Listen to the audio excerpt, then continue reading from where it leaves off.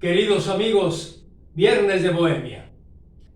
Una bellísima canción ranchera de los compositores Guillermo Acosta y Antonio Aguilar.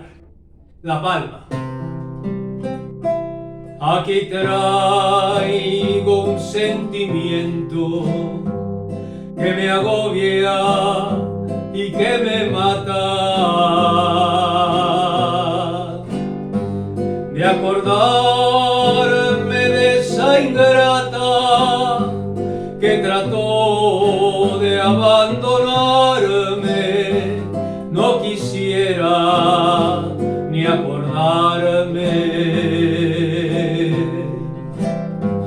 de esa ingrata y cruel mujer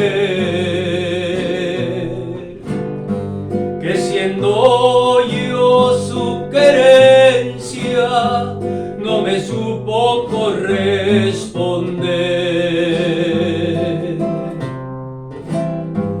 Y en el mar está una palma con las ramas hasta el suelo, donde se van a llorar los que no encuentran consuelo. Pobrecita de la palma, con el sol se marchitó.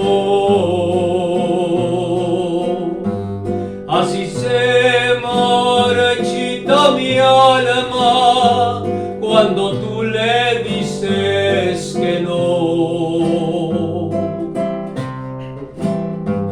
Yo le pregunté a la palma que si estaba en el floreo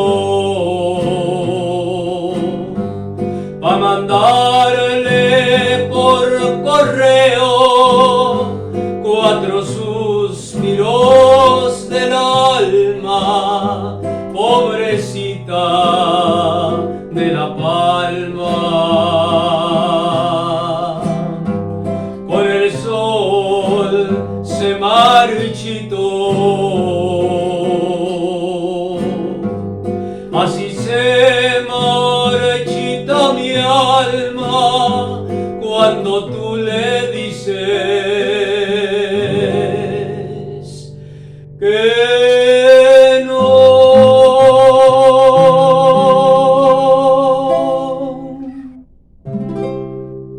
Y que siga la bohemia.